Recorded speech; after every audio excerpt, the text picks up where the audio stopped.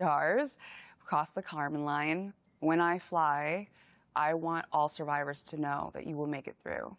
First off, who are you looking forward to once you come down, being able to share your experience with?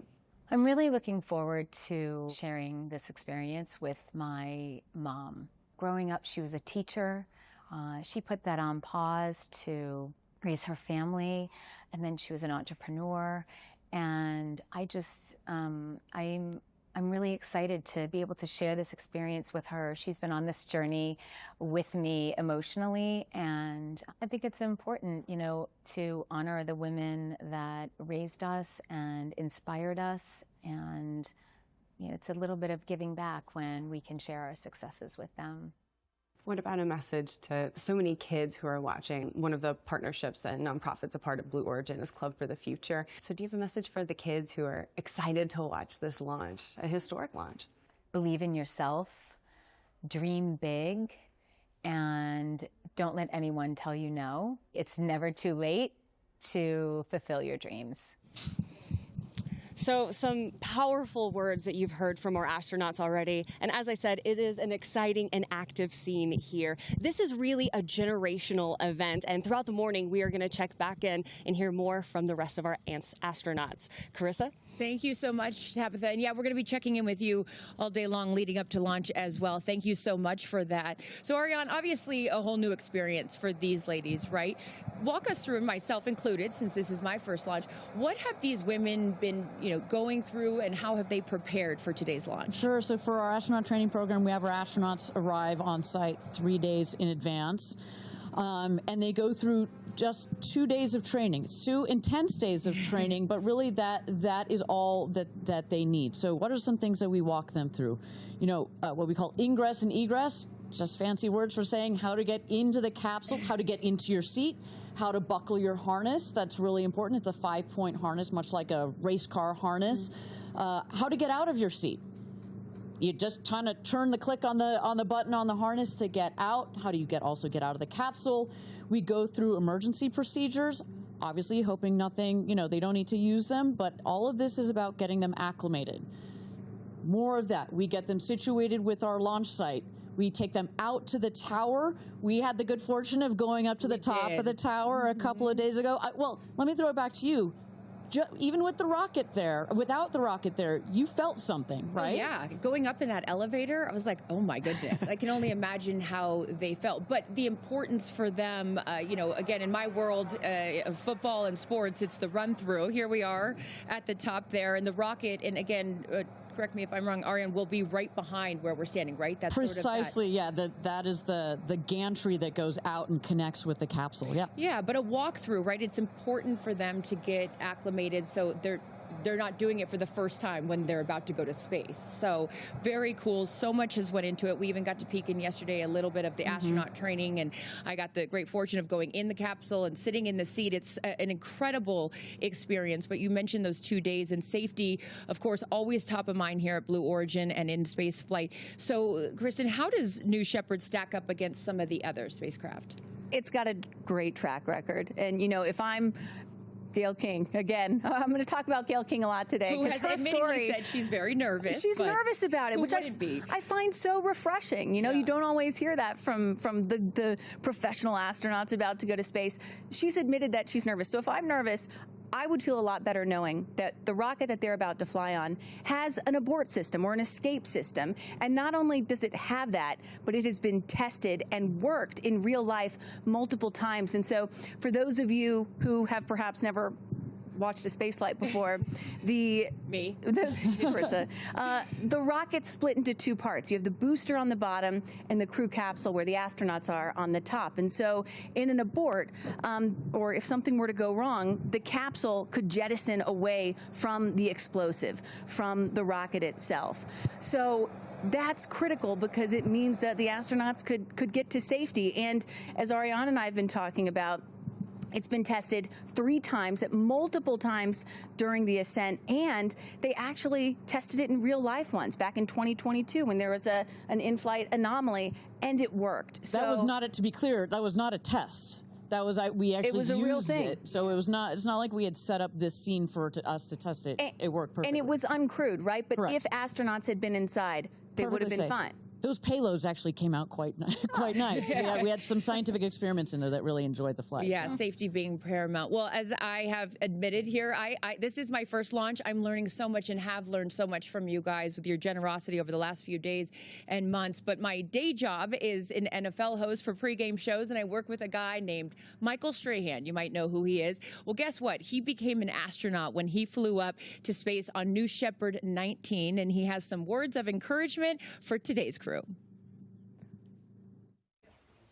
Hey ladies, it's Michael Strahan. I just wanted to say good luck on your amazing flight today. It was life-changing for me. I hope it's life-changing for all of you. Cannot wait to see, because I experienced the joy I know that you're gonna have. I hope you just go up, just take it all in. Enjoy just looking down on the planet. Enjoy being weightless. Enjoy being together. That's the biggest thing, because it's a bond that will last a lifetime. So good luck. Have fun. Looking forward to seeing you when you're back on the ground. Welcome to the Space Crew. This guy, what a guy, as he's at his other job on GMA there in the morning show. But yeah, he can do it all, but a really cool experience. And he came back and had told me after he did that he didn't even know how much he needed it until he did it. A really special thing that these women are about to experience. So Ariane, what are some of the top reasons people tell you that they choose to fly specifically with Blue Origin?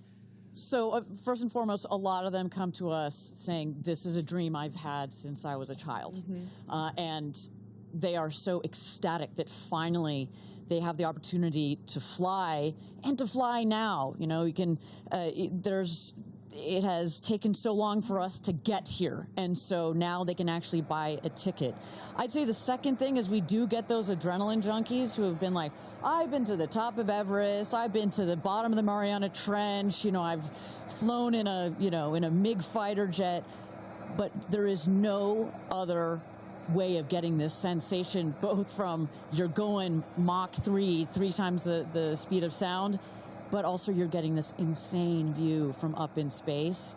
So I'm so jealous. I'm glad you, thank you. You teed me up for the sign up, because guess what? It is as easy, I can't believe I'm about to say this, as scanning a QR code. If you want to go to space, scan that QR code right there on your screen. This is, my goodness. It's like going to a restaurant and, yeah, you want to scanning see the menu, or you want to go to space. But here you go. You can join the manifest and book your flight on New Shepard. It is as easy as that. Absolutely incredible. But for those of you just joining us, my name is Carissa Thompson alongside Kristen Fisher and Ariane Cornell, and we will be taking you through the launch of New Shepard 31, Blue Origin's 11th human flight. And in just T-minus an hour and 6 minutes, our crew of 6 women, Aisha Bowe, Kerianne Flynn, Gail King, Amanda Nguyen, Katy Perry, and Lauren Sánchez will emerge from right behind me. Now that the sun's up, we can show you. Astronaut training is over my shoulder here. They'll emerge from the door where we saw Tabitha a little bit earlier, and they'll hop into Rivians and drive down what I love, the road to space. Literally and figuratively, New Shepard 31 will take off in an hour and 5 minutes.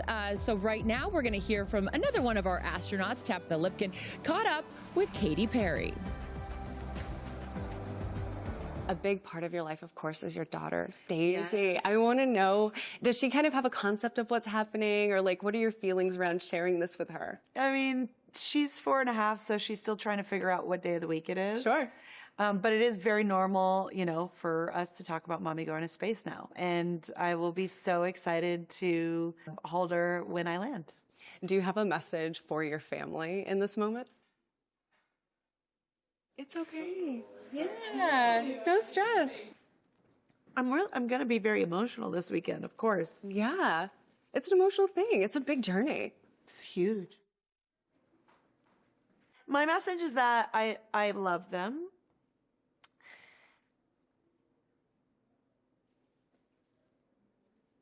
And I can tell.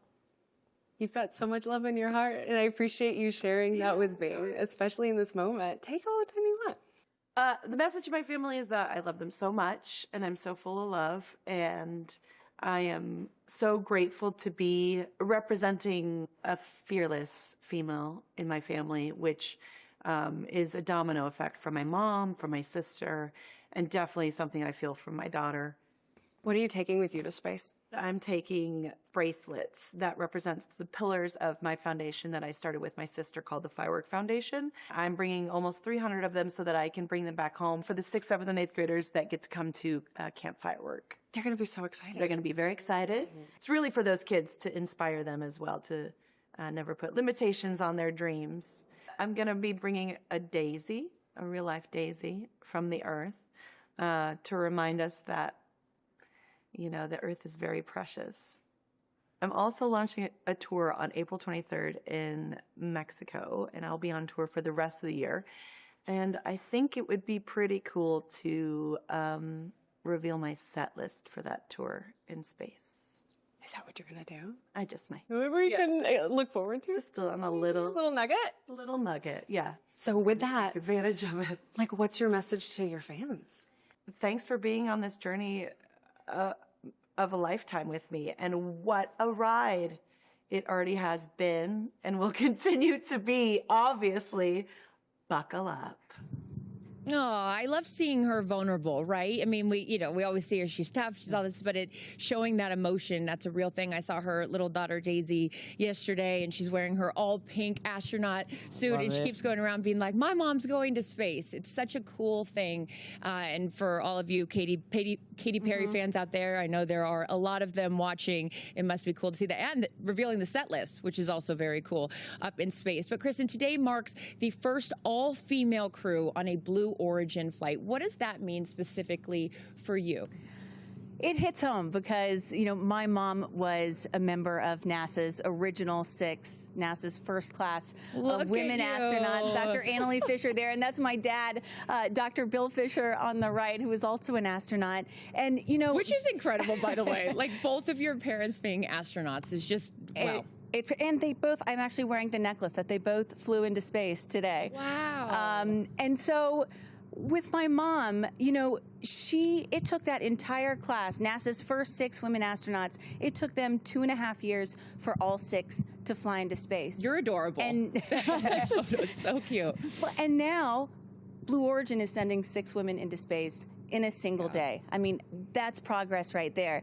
And then on top of that, my mom was the first mom in space. I was 15 months old when my mom flew, and so I'm really relating to little Daisy, Katie's 4-year-old today.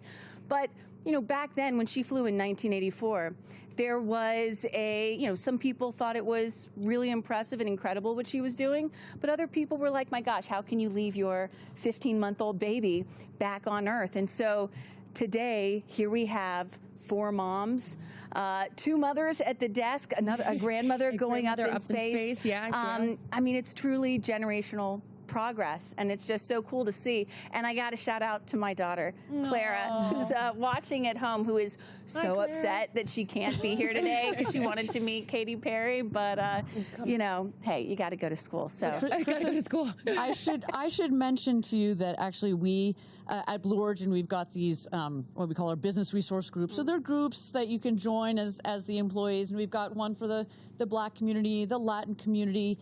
But we also have one for the parents at Blue, and we call it New Fisher. You know, we've got New Glenn, New Shepherd, etc. It's called New Fisher. There's the patch. It even has a patch. I just found out about this yesterday, by the way. Don't worry, we'll get you on. We'll get you.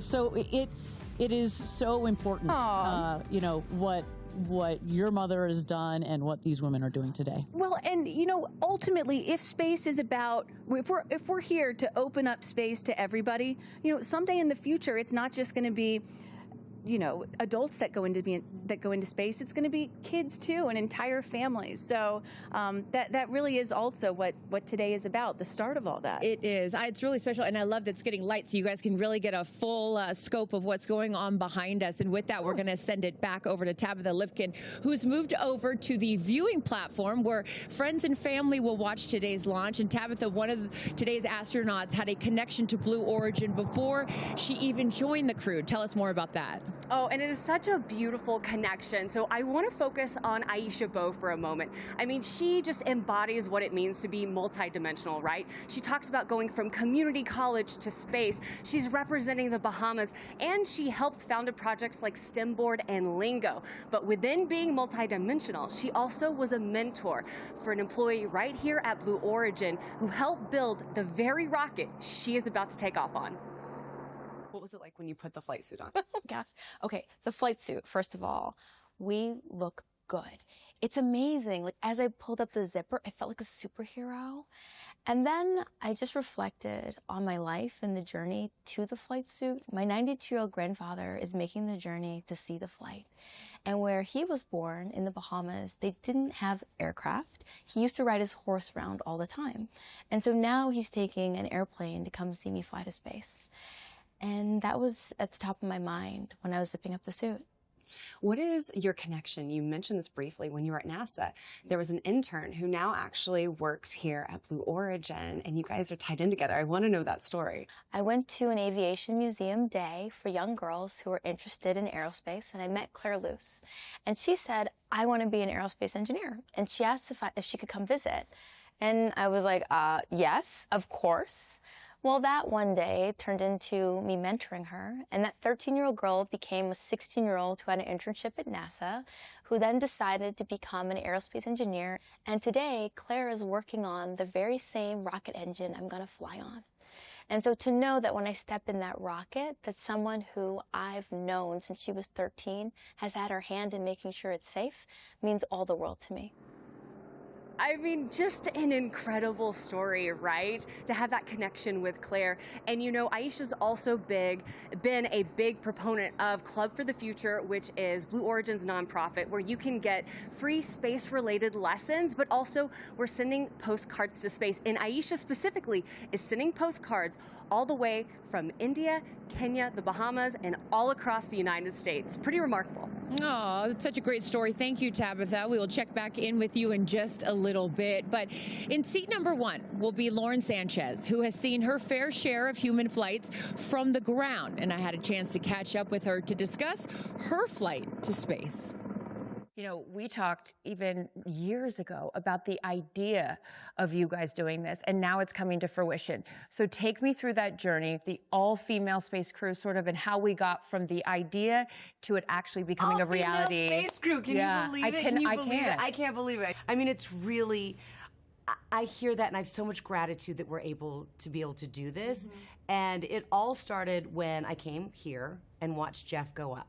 He came back more grounded, more like alive. Which is interesting, right? You go to space to become more grounded when you come back down to Earth. It's so true, though. I always say, you know, it's not about going to space. It's about what we bring back. And I get to go with 5 incredible women, explorers, but storytellers, to inspire a new generation to be interested in space exploration, to inspire a new generation to explore. When you explore, you also bring out the curiosity in someone, and curiosity leads to solving problems. I look at your story, and you've been so open about your dyslexia, and now here it is that the teacher that diagnosed you with dyslexia is going to be at your launch when you go to space. Why is it so important that your teacher is here for this moment, Lauren? Gratitude. Where I am right now is in part because of her. I was always told, you know, oh, you don't belong. You don't belong. I was a female in sports. You don't belong here. Do you know what I mean? I was a journalist, and I was a really young journalist. You don't belong here. Like, you're always told you don't belong. But the problem is, you know, people get told that all the time. I was starting to believe it. And that's what this is for all those girls out there that feel, or for anyone out there who feels they don't belong. If you're there, you belong there. I love that. Has Jeff told you what you could expect? What has he shared with you about his experience? He told me that it's going to change me more than I know.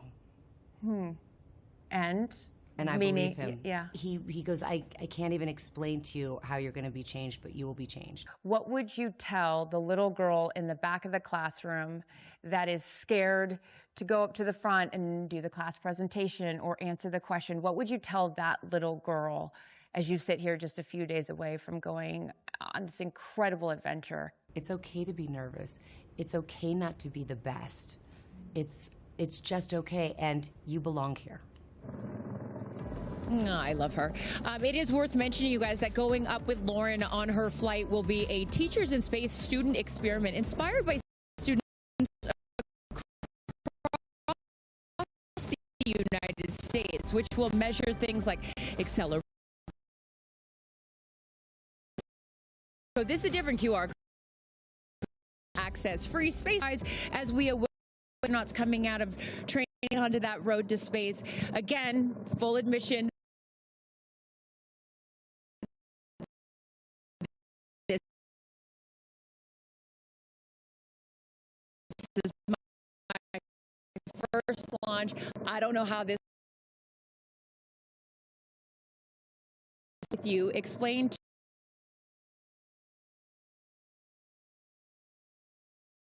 going up in today. What we're going to end time for this mission, only about 10 or 11 minutes. And so it's going to start on the left-hand side of your screen. That is liftoff. Then there are two parts.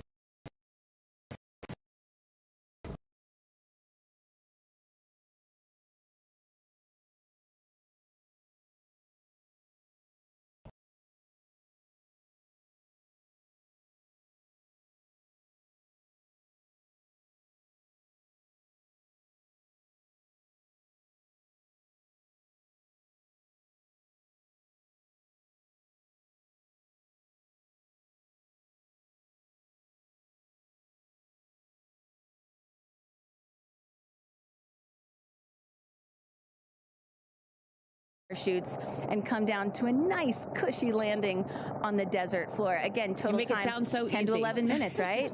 I mean, it's going to happen really fast. It will happen.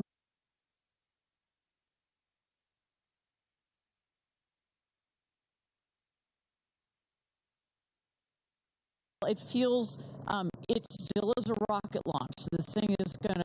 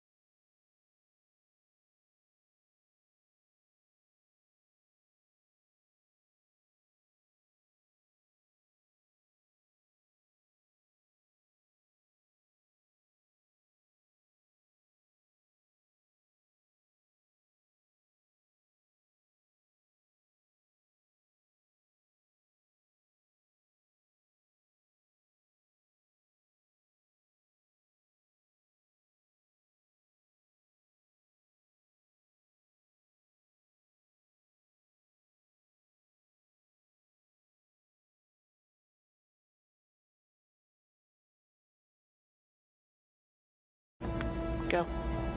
Engineering. Go, green board.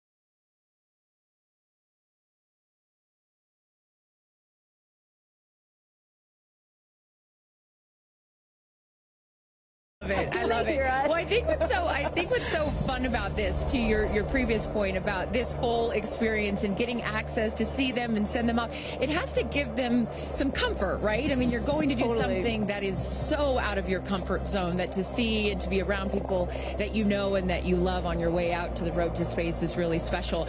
And also just being here the last couple of days, you really have an appreciation that, yes, of course, the focus is on these 6 women, but I'd be remiss if I didn't mention the experience that I've had. Even you took us into mission control yesterday, and just meeting them. There's 10,000 employees here at Blue Origin, and all of the men and women whose lifelong goal it was to work at a company like this, and all their schooling, and just some of the most intelligent people that you'll ever meet, and all the hard work. I mean, this is not a small thing that is happening, and all of these people have dedicated their lives to moments like this. And so I just want to make sure we acknowledge that this is such a group effort to put these women into space for the first time. I should say, of all the interviews and press that I saw Gail King do prior to this launch, one of my favorites was Mae Jemison, the first black woman into space, and she made a very clear point. She's like, there's going to be lots of emotions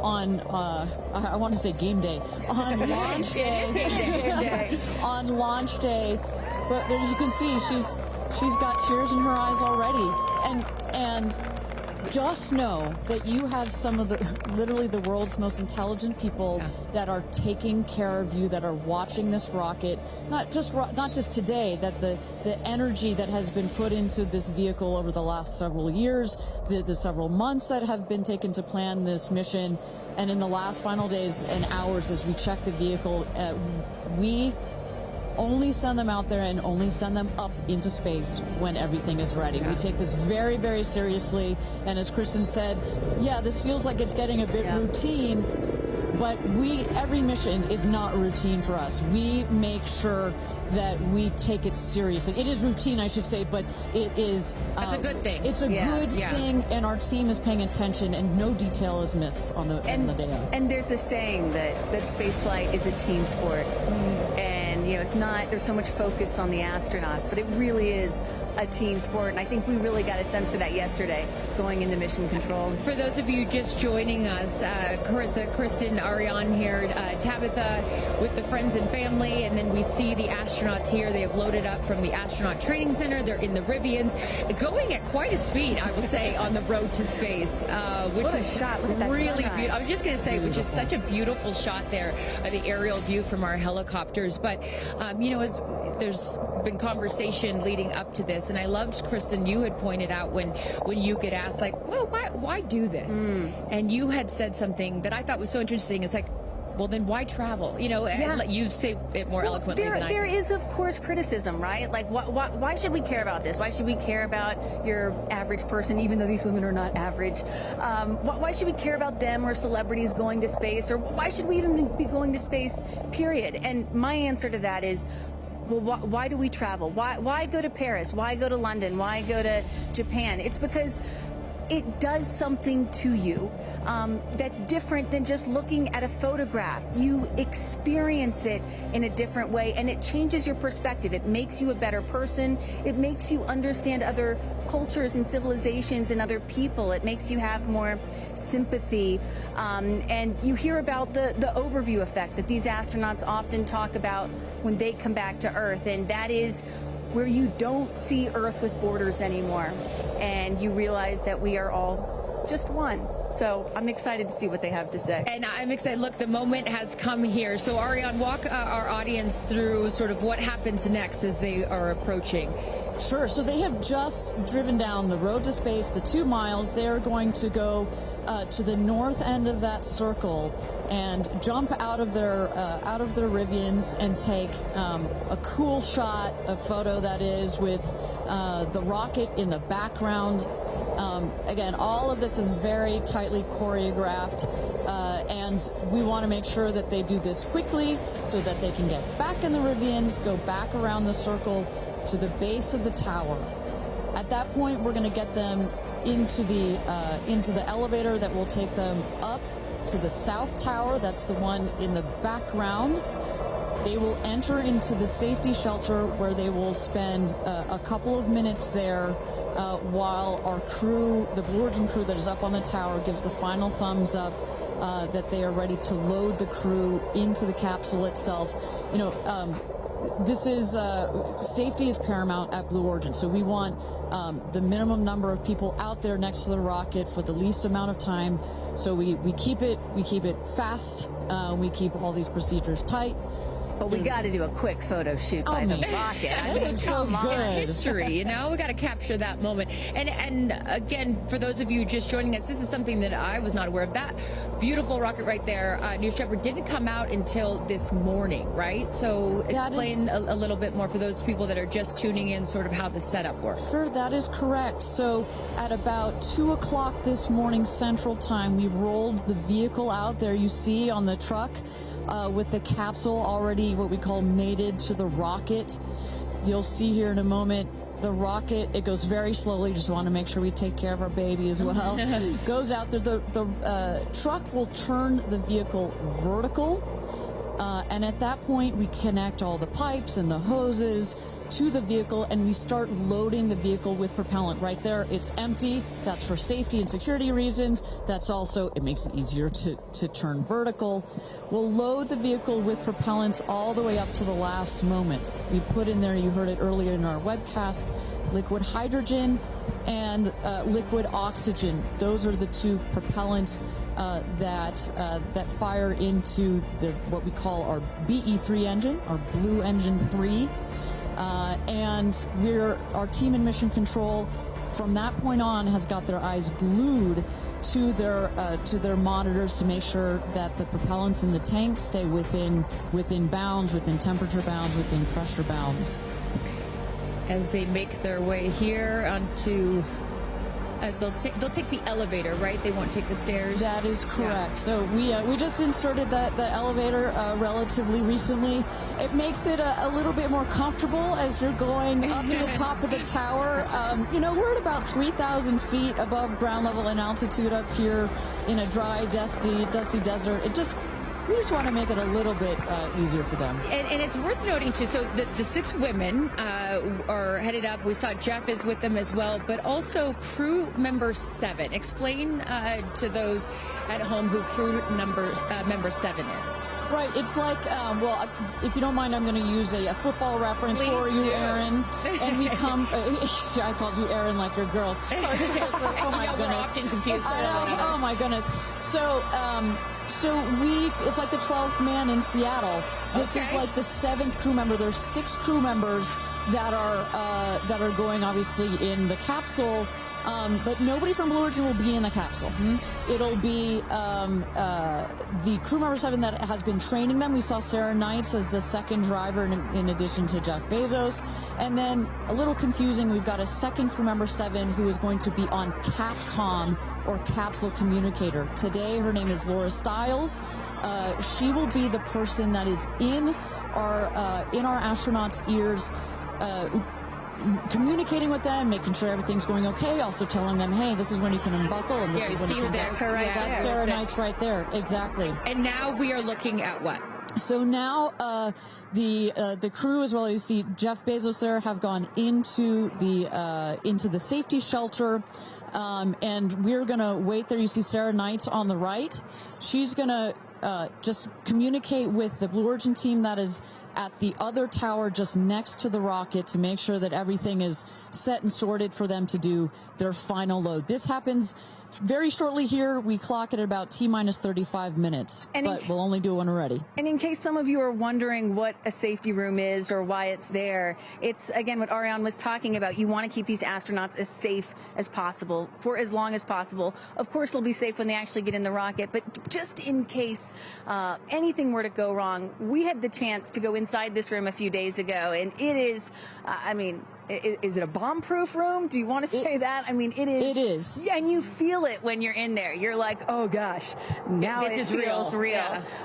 And after going up that elevator, you know, for us, I think that's the moment where we weren't even going into space, and all three of us were like, whoa, okay, it gets real serious. Yeah. But I love the access that we obviously have in being able to see these women before they go up. For those of you just joining us, we are T-minus 34 minutes to launch for NS-31, Blue Origin's 11th human flight. As you can see there, a little live look in as them saying some words before they take off. So I know that we had started to expand upon it and then took a shot of the astronauts. So what will they feel? Sort of walk us through the physical part of what they'll experience, Ariane, once they are in the capsule. So once they're in the capsule and they're ready for takeoff, first they'll hear the engine when it ignites. It sounds like a pop. Everybody, listening will also hear that. It sounds like a pop, and the engine roars. We hold the rocket down for about 7 seconds. Make sure it's all ramped up. And during that period, that can actually be one of the most, frankly, nerve-wracking times, because you start to, if you're in the capsule, you start to see the glow of the flame. And here they come. Here we go. Loading into the capsule. And the significance here of the bell, and I should note before I have you explain that, each crew names themselves. They have named themselves the 6 taking up space, as each one is ringing a bell. And the significance of that is what, Ariane? This is one of our traditions. All astronauts throughout history in various programs have had their traditions. For us, we always want our astronauts to ring the bell. Above there, you see, light this candle. Those were the last words that Alan Shepard said right before he went to space. Alan Shepard, of course, the namesake of our vehicle. He was the first American into suborbital space. And we just like to let the stars know that we've got some people heading their way. Absolutely. As they load in, I will... In my world, we call it an audible here. Just if we have any sound from mission control or anything, I'd love to take a peek at what's going on in there and just give the folks at home some idea of what's happening there. There we go. There we go. So we don't have sound of it, but we can see all of the brain behind this beast. But I could tell you, Carissa, other than a couple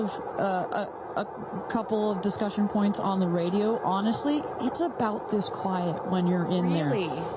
That surprises me, because you would think, like, in a control room in TV, it's a chaos, right? In the best way, but in there, it's quiet. And honestly, chaos is, quite frankly, the last word I would use to describe our mission control. This team, they're working through very specific procedures on a very specific timeline. They've done their own rehearsals over and over again. We also want to keep the communication line open if anything, if anybody's got to call it out. But it is a very well choreographed team we've got. And when folks are wondering, what exactly are these soon-to-be astronauts doing when they're in these 2 days of training leading up to this space flight? It is exactly this. Simulating everything. They have done dress rehearsals and dry runs of everything that you're seeing here. They practice over and over, getting inside this capsule, strapping themselves in. And, one of the biggest things that they have to remember to do is when they get those, remember, they only get 4 minutes of weightlessness, 4 precious minutes.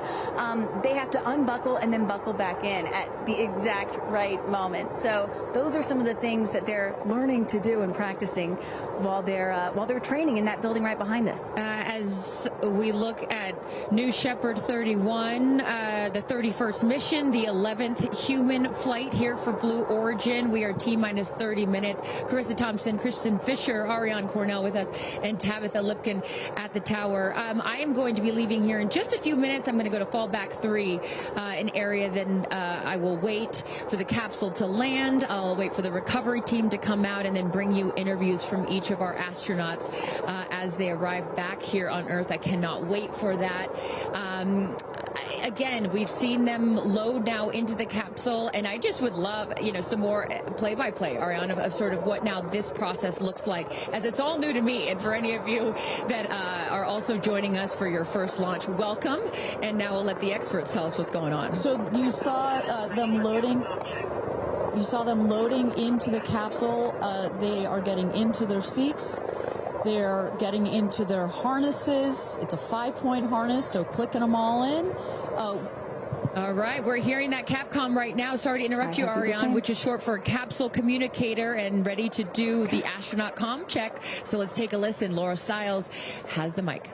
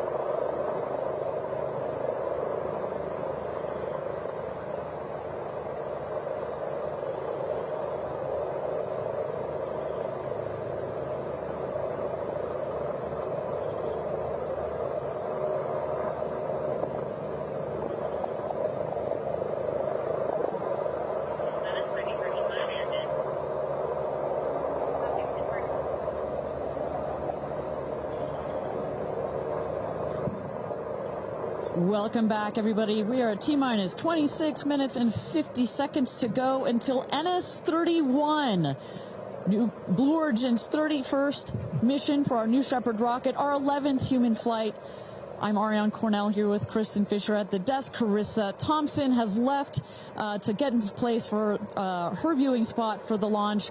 We are waiting on Capcom, or the capsule communicator, to run the comms check with our astronauts. But Kristen, we were just talking a second ago about, you know, what's going on here. You see our crew member 7, Sarah Knights, who's coming out of the capsule there. She has helped load our crew into the capsule, has done just a double check, making sure those seatbelts are nice and tight, as well as make sure that the earpieces and everything are set for our astronauts. I should note, just as we give kind of we got this beautiful aerial shots this morning of the rocket. We have these sunshades you see on the at the top of the capsule, that kind of white square. We've got one there in the foreground, and coming around you'll see another one on the back. Those windows are so large that it can kind of act like a greenhouse in there, and especially down here in the West Texas desert, it can get a bit toasty in there. So we've got some nice sunshade for their comfort. And I love that we can see some of the crewmates inside the capsule as they're getting strapped in. I think you could see Lauren Sánchez right to the left of the hatch right there from that camera shot. So pretty cool that you can see them this close to lifting off. You know, Ariane, I have to say, I might break in. We got experience. Jeff Bezos here. Yep. I'm so excited for you. I don't want to get off. I want to go with you. And when you get back, I can't wait to hear how it's changed you. I love all of you. See you soon. Godspeed. Kudatum ferociter. And there you heard it. Some words of support from Jeff Bezos, founder of Blue Origin, also astronaut himself from our first launch.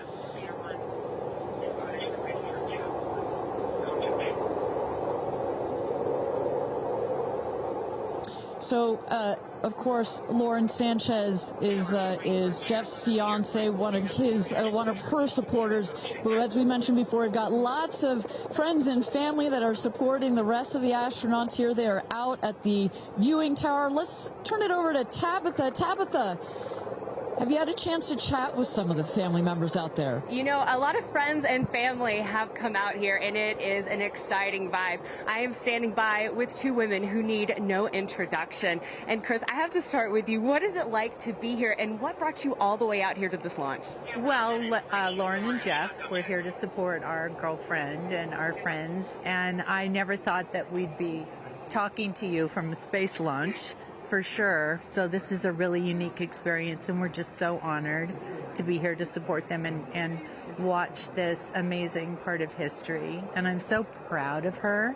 And I just feel like all of the female astronauts that are going to go up today. It's such a big day in history, and it's so empowering, especially my daughter is 7, and just to see something like this. And I mean, somebody said their grandfather was here that's 92, then they didn't even have transportation back then the way that we do now, and now they're going to space. It's pretty amazing. That's Aisha's grandfather, 92, came all the way here. That's where the story, I was like, I heard this story, and you know, he had no airplanes, nothing back in his day. Now he's seeing his granddaughter go into space. That's a beautiful thing. Really incredible. And how does it feel also to be able to share this with multi-generations within your family? It's really something. It's just Kim keeps writing us because she was supposed to be here with us, and she is studying for law school, so she had a big test that she had to take. Again, something I'm very proud of, but she just keeps calling, going, I have such FOMO, tell me every minute of it. So it's very inspirational, and just super proud of the girls, every one of them. And it's a very brave thing to do, and I think it also just says something, like Chloe said, to my 13 grandchildren. Yeah. What can you say to that too, for your children? Oh, I just think it's really whatever you dream of is in our reach, especially in today's day and age. And dream big, wish for the stars, and one day you can maybe be amongst them. That's so beautiful. And just before I send it back, any last messages to the astronauts before they take off? I think just great luck. Be present. I mean, I'm so excited. I love the messaging that we keep receiving from the staff here at Blue Origin is don't film it through your phones, look through your eyes, be as present as possible. They will supply all the content that we need and to give to our families, but I love just being in the moment. Yeah, same. And we're gonna excited. Yeah, we're so excited. We're gonna be in the moment too here. We're gonna send it back to you guys at the desk, and we're gonna start watching. Love you, ladies. Good luck. Bye. We had no idea that Chris and Chloe were going to be here, and we're about to be interviewed by Tabitha. So that was a nice little treat. They sure looked the part, you know. Oh, they're ready for their day out here in Texas. I love it. Yeah, and you know, for those of you watching, we're really in the middle of the desert. We're a solid 2-hour drive from El Paso. And as you were saying yesterday, Ariane, you know, you really get the sense like you start in El Paso, and the more you get out here, you do start to feel like you're on another planet. I mean, it's got quite a moonscape, Marscape vibe. And our guests that are here today, as we just saw in Chris and Chloe, are dressing the part. Well, so let's bring it back to the real stars of the show, our astronauts. And one of our astronauts that we haven't heard from yet is Gail King. She has obviously a lot of emotions going into this flight. Let's hear what she has to say from this interview with Tabitha Limpkin just a couple of days ago. When I made the decision to come, there were only 3 people whose opinion matters to me the most. Favorite daughter Kirby, favorite son Will, and Oprah. That's my kitchen cabinet. And all of them said, I think you should do it. All of them, much to my surprise, including Oprah. I really thought she was going to say, nope, I don't think you should do it. And she was like, do it. She said, I really think you should do it because you've been talking about it.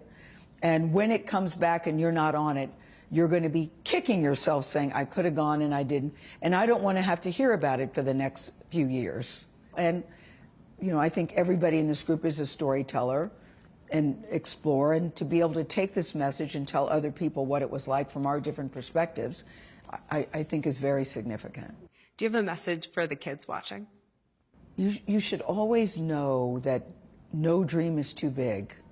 You know, we have someone, Aisha, who was told when she was a kid, your dreams are too big, you need to dream smaller. No child should ever be told that. And so I want people to know no dream is too big. And also, LL Cool J said this to me once, dreams don't have deadlines. Isn't that good? That is real good. Dreams don't have deadlines. I've never forgotten that he said that, and I believe that as well. What are you taking up with you? Oh, I have a bunch of stuff. I have Luca. I wanted one of his favorite toys, so I have a Sesame Street character called Tamir. Tamir is this little black boy with great curly hair, so Tamir gets to go to space. I have a wooden cross that you can hold in your hands. It fits like in 3 prongs. And a stranger came up to me at the airport. She said, I always hear you talk about being a nervous flyer, and I wanted you to have this. And so if you're ever on a flight and you feel nervous, take it out and hold it. So whenever I'm flying, I have this with me. Also, I just noticed, what is this on your wrist? So Jared, who's one of our jib operators at CBS Morning, his daughter, Denise, who's 7, made this for me. And she came into my makeup room and said, I made this for you. Someone else gave me astronaut era. That's pretty great.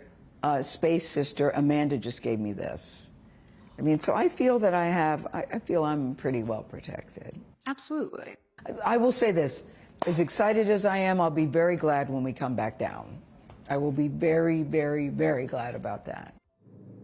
Well, clearly we heard Gail there and prior to coming down here in Texas, nervous and excited at the same time, but one of the things I like about this is that she just makes it real, you know? Regardless of who you are, this is a nerve-wracking experience, and the fact that she's so authentic about it, but also, more so, she is stepping so far out of her comfort zone. I think that in its own right is extraordinarily inspirational. I think most people would feel the way that Gail is feeling right about now. I would. You're about to launch into space. You know, one of the things that I find so refreshing is that, you know, back in the early days of human spaceflight, you had the Mercury astronauts, and they were all white male military test pilots, and they all had to have the right stuff. You could never talk about nerves or being nervous or your feelings or stuff like that. That was the wrong stuff. But now, in 2025, it is the right stuff to be like Gail King and talk about those concerns and fears and excitement that you have before launching into space like that. And that really shows you just how much the human spaceflight experience has changed over the last half century or so. And that really is what today is all about. I know there are some people watching this or who have heard about this who are thinking, why should I care about people going into space, you know? Katy Perry, a famous pop star. Why should I care about that? And the reason is, it's missions like this that really begin the process of opening up space to everyone, for all of humanity. That's what today is about. And I think we have to, it's not just about today. Today is very, very important, but I think also one of the reasons that I love working at Blue Origin is we think in very long time scales. Right? I honestly feel like I'm working at a company that will be here in at least 100 years. And that's how we think about space flight. Oh my gosh, look at that cute little kid. She is ready to go to space too. Aww. I absolutely adore that. But we need to be here precisely for kids like that. You cannot, I'm a firm believer that you cannot be it if you can't see it. And that's what this flight is for. It's about inspiring women. Oh, look, talk about inspirational women.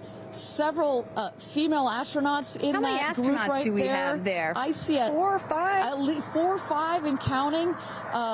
It's it's a tight group that's only going to get bigger of those female astronauts there. You see Kelly Girardi and Cyan Proctor. I see Emily Calandrelli, Sarisha Bandla. I mean, just an incredible group of women that have gone to space already. And after today, in just 15 minutes, we are going to be adding 6 more to that group.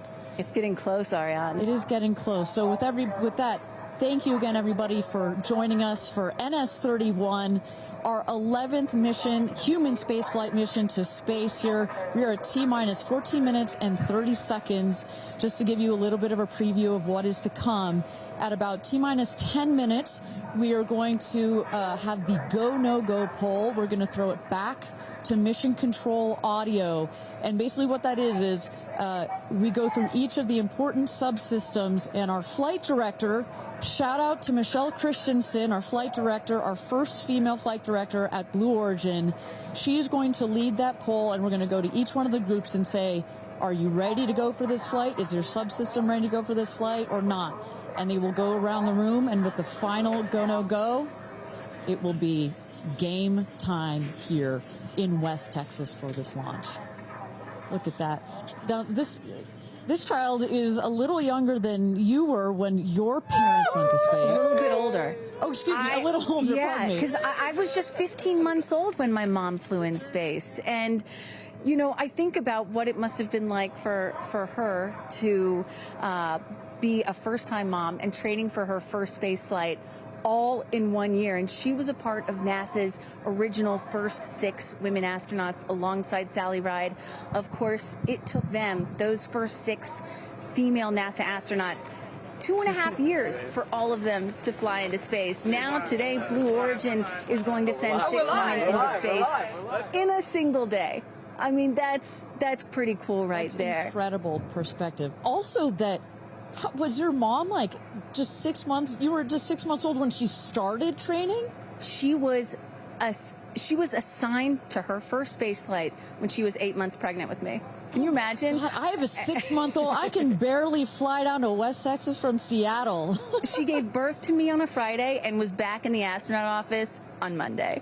I don't recommend doing that. As a mom of 2 myself, you're a mom of 2, I probably wouldn't do that. But respect. She did, Respect, that's huge. But I've asked her, I'm like, why did you do that? And she said, because I felt I had to prove something. I felt that I had to, pave a trail for women to come. And so as I'm sitting here today, I'm thinking a lot about what she did, the sacrifices she made to make what's happening today.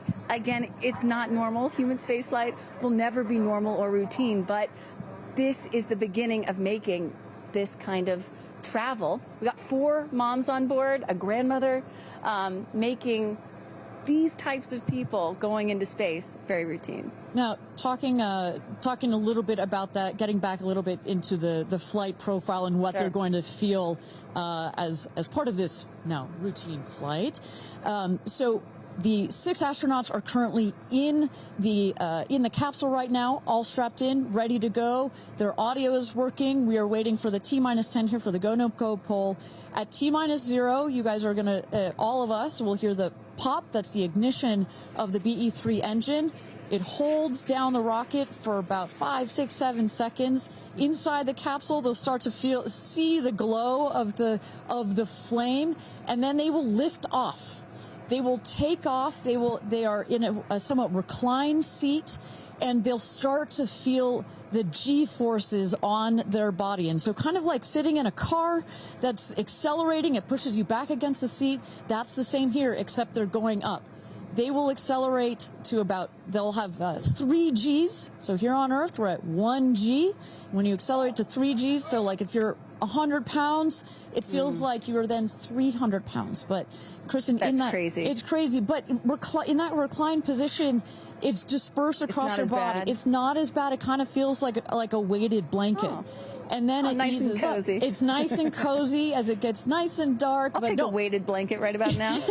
But they're not. Don't worry, it's going to get nice and dark, but there's no sleeping on this. They are going to have the most incredible view out of those windows.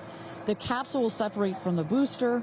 That's when they're going to feel weightlessness. They'll get the about 4 minutes to unbuckle, enjoy the weightlessness, enjoy the insane views out of those windows.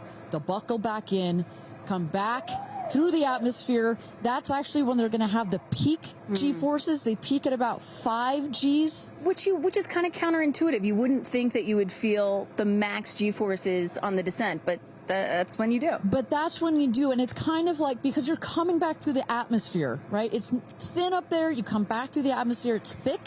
It's kind of like diving into a pool. It kind of goes whoosh against you at 5 Gs, but then it eases back up, and we deploy the parachutes, and they come floating down at about 10 to 15 miles per hour for a nice soft landing here in the desert. At the last second, there's an air cushion that comes out. Go. Booster. Here's gonna go, Paul. Go. Ground. Go. And go. Go.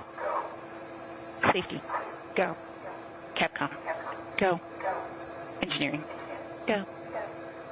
This is the flight director. New Shepard is go for launch. Booster, commence terminal count. Protocol flight. Yeah, baby. Go for launch. My favorite words. It's getting real. T-minus 8 minutes and 51 seconds. Until our 11th human space flight, the first all-female crew flight to space. All 6 of our astronauts are loaded in the capsule, waiting for just 8 minutes and 30 seconds to go here.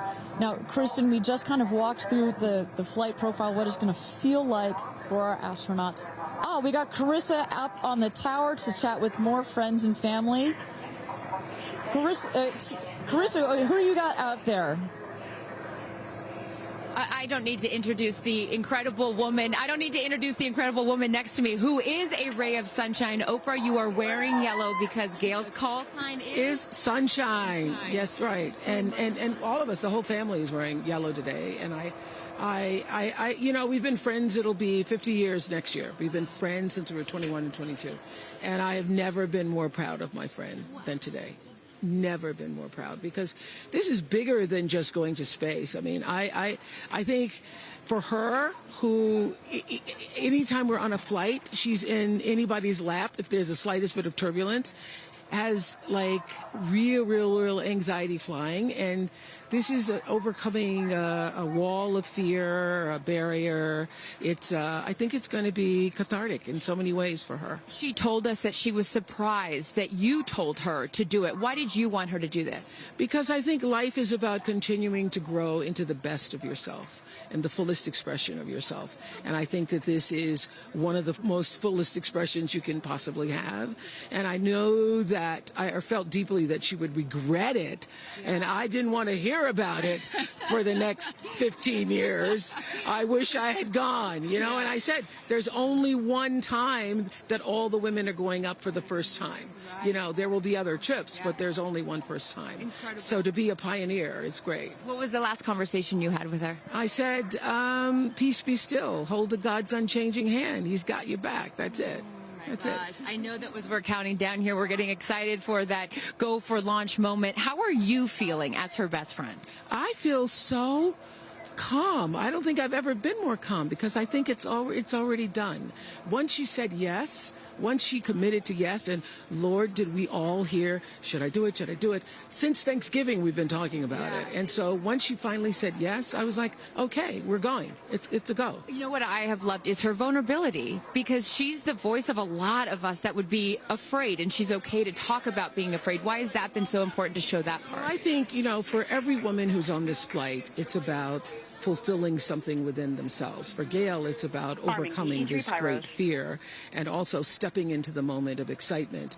And I think, you know, it goes beyond this moment of just going up in space. I think this will be an everlasting experience. I was just thinking this morning, you know, Gail has been there for me for hundreds of events. I can't even remember them, you know. But you will never forget this day. None of us will ever forget this day. Well, thank you for being here, for her, for us. I mean, this is just, it's a historic day, and it's only fitting that you are here front and center as a ray of sunshine that you are, Miss Oprah. Thank you so much. Thank you so much. You're next, you know. I'll send it back to you, Ariane. Thanks, Carissa. Wow, to see Oprah down here. Now, I'm not besties with Oprah, not yet anyway, but if Oprah told me to do anything, I would do it. I don't think Gail had a choice after Oprah said, girl, you got to do this. She had to do it. Ariane, we are under T-minus 5 minutes until these ladies hopefully launch into space. And, you know, you were just talking about what these women are going to feel when they launch. But let me tell y'all watching what we may hear, because we have one of the most famous singers on the planet on board, and there is a chance that we will get to hear the audio inside and hear what these soon-to-be astronauts are saying and possibly singing while they're weightless. So I can't wait for that moment. I'm also hoping she comes down to Earth and does like either a Fireworks Part 2 or E.T. Part 2. I think that's going to be, and I think, but let's stick on this point for 1 second, Kristen. I think one of the incredible parts about this crew is their ability to tell the story coming out of this in their own unique way. The way Gail can go on TV and talk about it. Amanda can go and continue to advocate for women more broadly about it. The way Katy can sing about it, etc. The way Kerianne can produce films about it. That is what is so special about this crew in particular. And that is what's so special about this new era of space flight. This is not NASA. This is not governments. It's not the U.S., China, or Russia. This is the commercial era. These are private companies, and this is Blue Origin sending the first all-female crew into space since 1963. And this is all going to happen so fast in just a few minutes, about 10 or 11 minutes from launch to landing. And don't worry, guys, I did the math. In case you're wondering, total duration of this mission is just about 3 Katy Perry fireworks songs. So play that song 3 times. That's how long this mission's going to be. Fantastic. Well, so at T-minus 3 minutes to go until our 31st launch of New Shepard, our 11th human space flight. Just to tell you what's coming up here. At T-minus 2 minutes, we send the show over to the vehicle. It goes into autonomous mode. Command engine controller ready to start. We have our team, of course, in mission control that have their eyes glued to the screen there. There you goes, mission control, quiet and intense. There's one of our crew member 7's capsule communicator, Laura Stiles. She is communicating in the ear of our capsule, in the ears of our astronauts. But what we're going to see in the last 2 minutes, you'll see the fins at the base of the rocket gimbal or just move back and forth. We want to make sure they've got free range. At the base there, you see the nozzle, the engine peeking out. The engine as well is going to gimbal, going to move. Both in conjunction together, those two Pressing systems. propellant tanks to flight pressures. Those two systems guide the rocket. And when you are out there at this moment, this rocket feels like it is alive. It feels like it is a living, breathing, hissing thing, right? And there's the gantry pulling back from the rocket. T-minus 2 minutes and counting. Transition to onboard hydraulic pumps. And this right here is the moment that they've been training for. 2 days, becoming a crew, becoming a team. After you go through an experience like this, it's more than a team. It's almost like a family. You are so tight to go through something as intense Executing as this. aft fin built-in test. And everything looking really good, Ariane. So far from mission control, everything is clean and green for this launch. T-minus 1 minute to go here.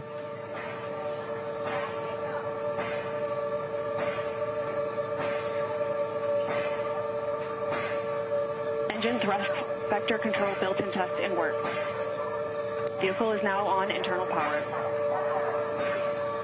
So in a moment here, we'll see those, what they call the bit checks, the built-in test checks. As you mentioned, Kristen, inside the capsule, you know, as you said, this is like a bridled beast. This thing wants to take off. Switch to onboard helium. Here we go. Good luck and Godspeed, ladies.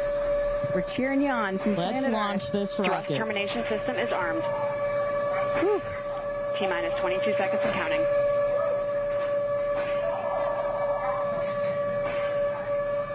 Guidance internal. T-minus 10, 9, 8, 7, 6, 5, 4, command engine start, 2, 1, ignition.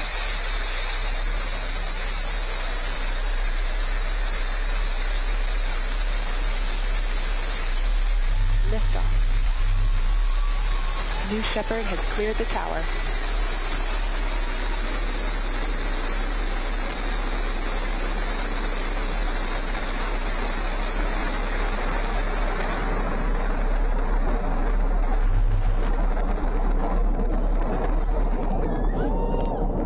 Flight. 6,000 feet climbing.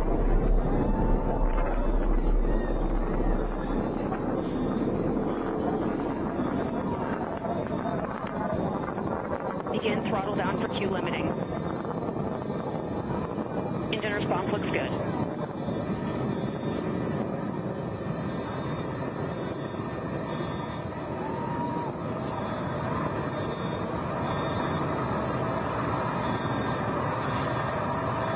Max Q, maximum dynamic pressure. Mach 1, vehicle is supersonic. Engine back up to full throttle. Supersonic, we have passed through max Q, maximum dynamic pressure. That's when the vehicle, the stresses between the atmosphere and the speed are at the maximum. So to punch through that is so important. You see the BE3 engines is firing beautifully. You see the stream of steam behind it. Those ladies right now are having an incredible view on their way to space. Passing through 80,000 feet, 1,300 miles per hour. You're going to peak at about 2,300 miles an hour over Mach 3, 3 times the speed of sound. Shortly coming up, we'll have MECO, main engine cutoff. We will turn off the engine, but the two craft, the capsule and the booster, will continue their ascent to space. Stand by, MECO.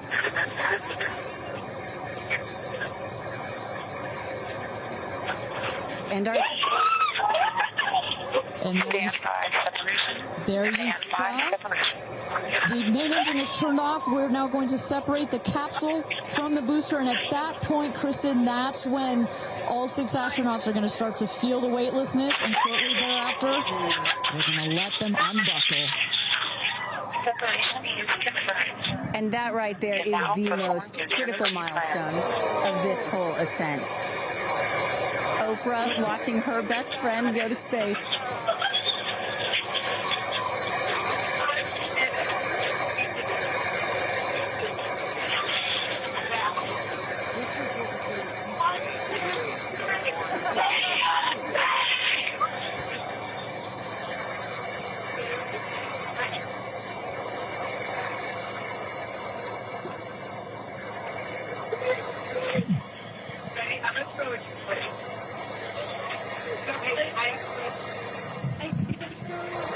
And the two craft is separated.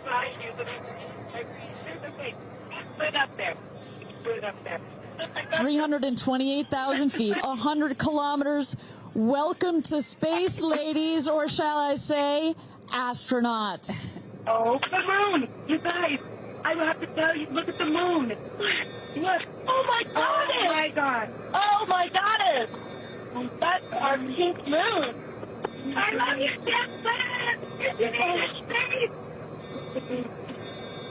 And just in case it wasn't clear, those are the astronauts. Those are their voices that you're hearing. And there, they have hit apogee, the highest point in flight, well over 345,000 feet, well over the Kármán line. Wow.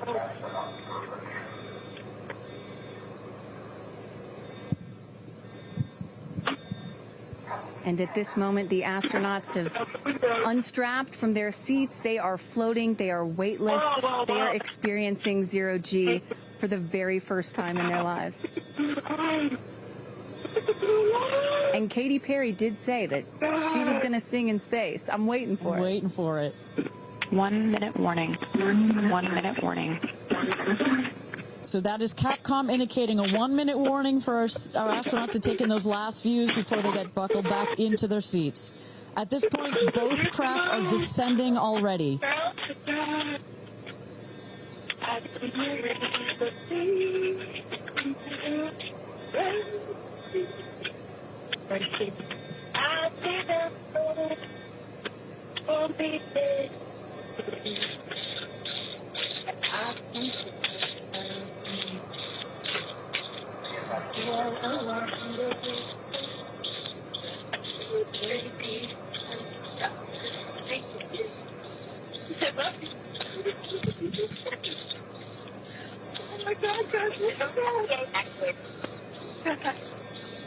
Wow.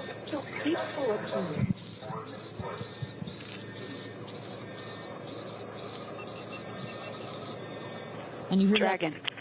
Report status. Copy. Whip. Report status.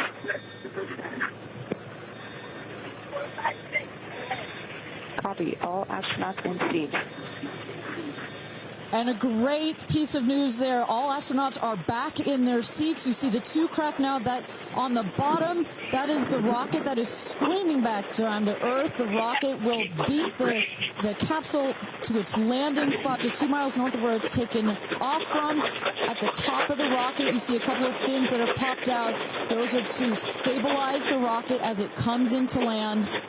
Shortly thereafter, you will see the drag brakes that deploy that will cut the speed of the rocket in half. And then in the last moments, and there it is. We can see it from the stage. There comes the rocket down. It's going to relight its engine. We're going to also see a sonic boom. We're going to hear that shortly here.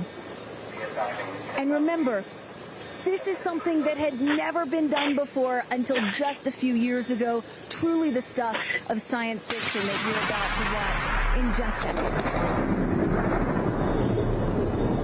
Drag brakes.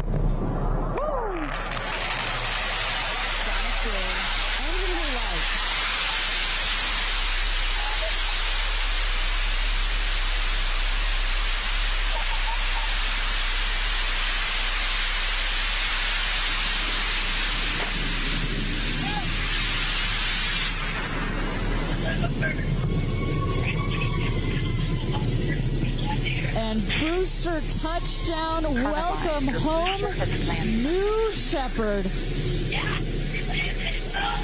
Picture perfect landing right there. Picture perfect landing. Right on target. You see that dust kind of creates this dramatic cloud that reveals the beautiful rocket that has just taken these ladies up to space and back. And I love the echo across the mountains. Is that what I was hearing there? That's what you were hearing. You heard the sonic boom, then you heard the engine relight, and all of that reverberates in this big, beautiful valley in West Texas. Stand by drogues. Stand by drogues. All right, shortly here we're waiting to see the drogue parachutes deploy from the crew capsule. Those are like the guide parachutes. There go the drogue parachutes. Just free falling right there until those drogues came out. And then next will be the main parachutes that get pulled out. Hear that screaming inside the capsule? And all three parachutes reefing, and they will slowly inflate, slowing the capsule to a nice, smooth 10, 15 miles an hour. They are cruising back home. 3 good parachutes.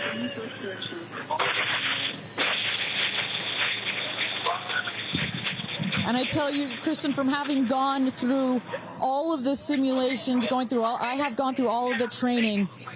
They put you in the capsule that simulates all of this, including the sounds, and when you hear the motors of the parachutes pop out, that is the best moment in flight. Because I know Blue Origin does everything they can to make this as safe as possible, and y'all have an impeccable safety record, but it still has to feel really good when you know that you're coming back to Earth with those parachutes fully deployed.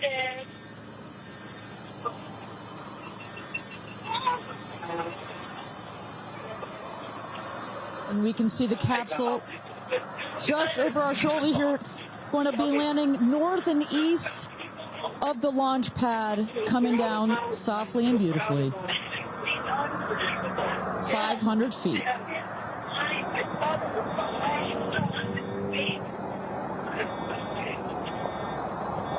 And you will see a puff of smoke when it touches down, a puff of dust. Actually, yes. That's normal. A puff of dust, last milliseconds, air cushion that will kick up the dust. It's a very soft landing despite the sporty perception. There it is.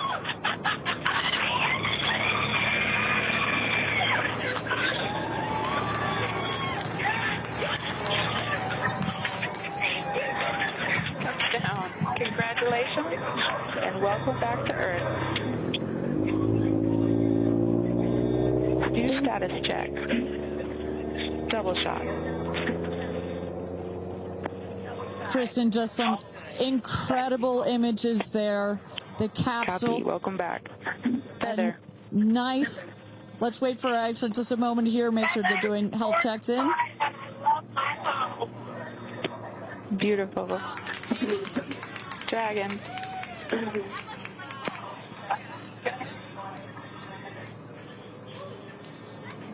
Yes, and as you heard it there, everybody seemed to be just as ecstatic to be back here, back on Earth. Everybody appears to be fine. Beautiful shot there of the capsule down in the desert. As we were just saying, it looks like a tough landing, but it is an air cushion in the last milliseconds that just makes it even softer. I will also note the parachutes landed very close to the capsule. That's just an indication that there's not very much wind out here today. A beautiful day for a launch and landing. A beautiful day to add 6 more names to the roster of astronauts that have been over the Kármán line into space.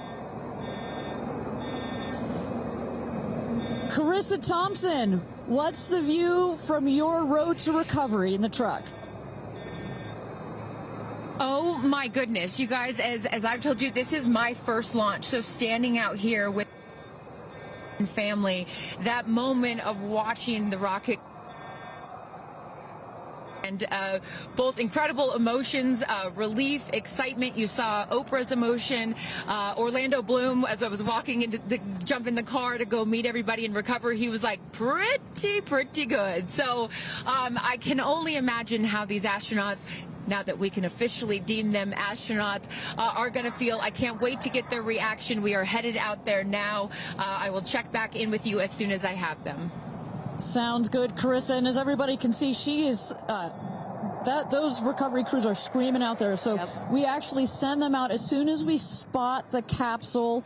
And there's little Rose, Katie's daughter, who is just Daisy, excuse me, who is just seeing her mother go to space and come back. I'm sure she cannot wait to say hello. So, but as I was mentioning, the recovery crew is heading out there. We send them out as soon as we can see the crew capsule and spot the crew capsule descending. There will be at least 2 trucks that go out there. What you'll see is they will come around the capsule. We also have crew member 7 who's in there.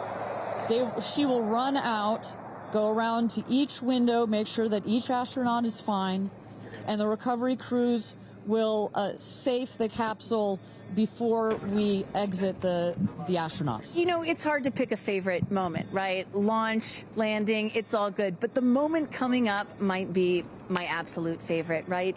It's the moment the recovery team gets out there, then all the friends and family, and we get to see the astronauts emerge from the capsule, and we get to hear what they thought from the last, 10 minutes or so that they were up in space. And I think one of my favorite things that I've ever seen in covering space, certainly with Blue Origin, was that moment for William Shatner, Captain Kirk, as he emerged from the capsule. And this is exactly why you want to send people that are not just professional astronauts into space. What he said was so moving that day. 100% agree. But it's not just the astronauts that are here that are being moved by this event. We've got Tabitha that's with some of the friends and family out there. Tabitha, give me an update from the viewing platform. I mean, Not a dry eye in the stand, I tell you right now. Chloe, I just want to know from your perspective, that moment, what was it like? I don't think I realized how emotional it was going to be, and I literally had chills all over my body from the second it launched until the moment I just saw it land. And it's sort of hard to explain because I don't think you would be that emotional, but it's incredible. It takes your breath away. And I feel like I have all this adrenaline and I'm just standing here. Right? It's very true. Same. It's really, first of all, we're so thrilled that the girls are safe and everything went so well. And so that's a relief because, you know, I'm sure there's a lot of nerves up there, but to hear the girls screaming and having such they said they saw the pink moon. Yeah. I heard the audio. I was like, that is Yeah. the coolest thing. I So cannot exciting. wait to get the footage from inside and to to see hear. that. I want to hear every little emotion that they had, and we can't wait to see the footage from inside. What are the chances? The pink moon, the rocket launch. It's so exciting. It's a great day. It's been a pretty phenomenal day. So when are you guys going up is the real question. Oh my gosh, I don't know. But this made it a little more enticing, I will say. But I don't know. But I've learned to never say never. Right. That's you what I can go, you can go on behalf of the rest of us, but thank you. I think we'd all drag you off of the tarmac before we let you go up. But, you know, I like you being an observer. Okay. Yeah. Yeah. Well, we love being able to share this experience with you, and thank you for sharing how you feel out here with our audience. So it's been really, really incredible. So yeah, the emotions are high because it's so exciting and energizing. And gosh, Kristen, Ariane, I don't know what to say. I did cry. I did cry. I didn't think I was going to cry, and I cried. Tabitha, I love you putting them on the spot there. Chloe and Chris, are you guys going up? Keeping up with the Kardashians in space. We're waiting for it. That's the all lady launch. Well, thank you so much, Tabitha, for that. And you could see that, you can hear that, you can hear from Tabitha. Even she is emotional and has tears in her eyes. When you're down here for one of these launches. And Carissa, when we get her back on the line, I'd love to hear her thoughts on this. The intensity and the energy and the emotion out here, even though you're in this remote place, but it all gathers here in this valley, and it's really intense. No matter how many times I've seen all 31 of our launches, it gets me every time. Well, anytime somebody says, I don't get it, what's so exciting about space? Come to a launch. Come see a launch in person, and then you'll change your mind. And, you know, as we await the moment where these astronauts emerge from the capsule, I'm reminded of what William Shatner said on his mission. He said, "What you have given me is the most profound experience I can imagine. I hope I never recover from this." And I love that. You know, I hope I never recover from what I just experienced. And one of the neat things about this is these women were not in space for several days where they had time to get acclimated to it. They only got 4 precious minutes of weightlessness. And so that high, that feeling of, ooh, I want more of whatever that was, is still so fresh. And you really get to see that when they step out of the capsule. We catch our astronauts, I mean, their minds are still in the process of being blown when they come out of the capsule, and Carissa is going to capture those moments for us shortly here after we get our recovery crew. You see there some of the friends and family have already started lining up there, while the recovery crew, you've seen some images. As I mentioned, they're safing some of the systems on the capsule. We want to release all of the excess air and gas that created that nice air cushion. We'll remove the parachutes, make sure nothing gets tripped up. Also, we reuse those parachutes. And then crew member 7 will take the stairs up to the hatch. It's like a good 3.5-ish feet off the ground, so it just makes the getting out of the capsule that much more comfortable. Crew member 7, last but not least, crew member 7 will open the hatch, and we'll get to see one by one as these lady astronauts now exit the capsule. And a lot of people are probably familiar with seeing, NASA astronauts or Russian cosmonauts emerge from a spacecraft after a long-duration flight on stretchers or, glorified. They need some assistance because they've been exposed to zero-G for so long. Not these astronauts. They're not going to need any assistance. That's one of the beauties of a suborbital spaceflight. You feel great. You don't have to deal with space sickness, right? Exactly. And that's, to that point, this flight, because you're basically going straight up and then over the Kármán line and straight back down. Some astronauts, I think you mentioned your mother may have experienced a little sickness up there. You don't in this one because it's just once up and once down. And you get that nice zero-G floating sensation and you buckle back in. You don't have some of the, it's not as extreme. So do you have an astronaut that you're looking forward to hearing from the most? It's really hard to pick. Yeah.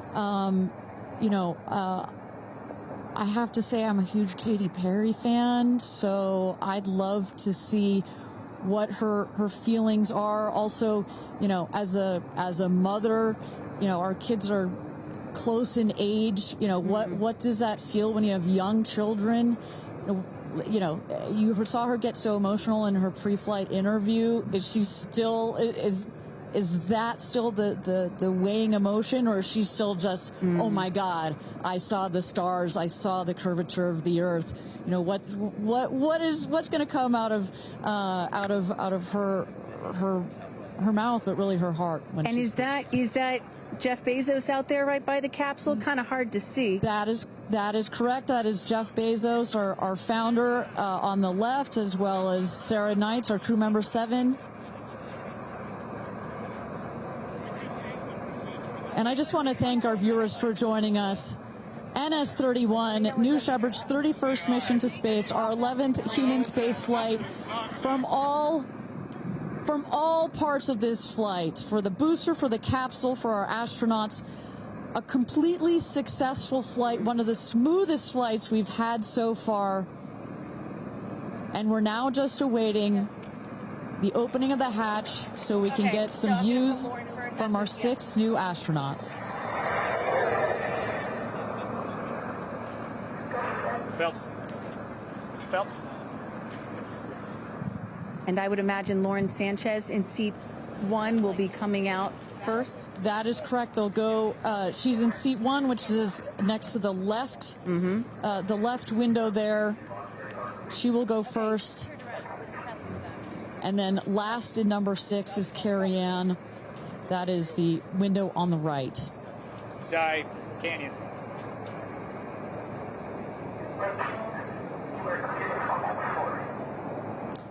See those vans arriving. Those are friends and family.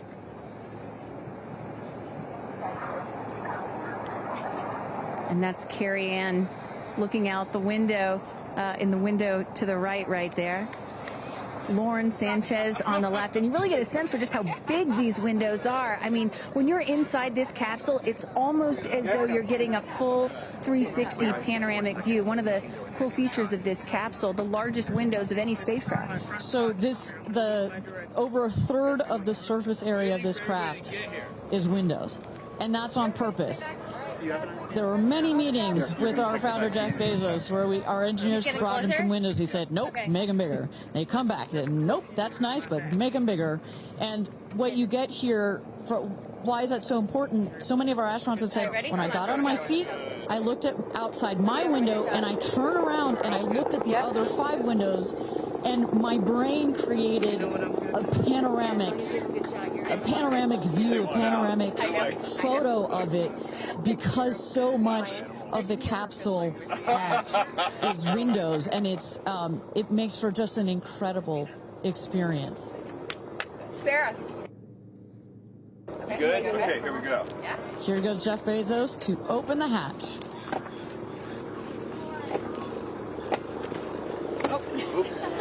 She didn't really close it again. Come on out, guys.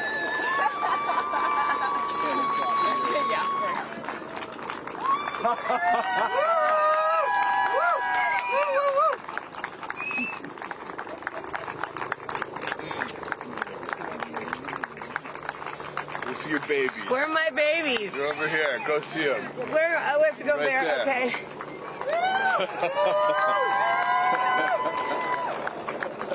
Katie! Woo!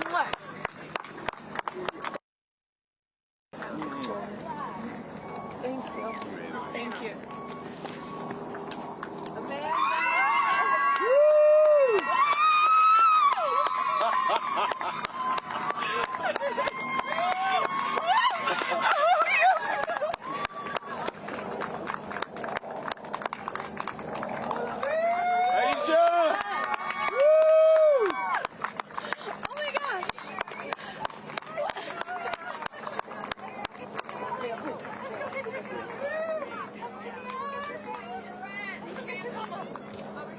Gail! I just have to have a moment with the ground. Let me just appreciate the ground for just a second. Thank you, Jesus. Oh my God. That was amazing. Yeah. That was amazing. I'm so proud. So proud of you. Oh, there we go.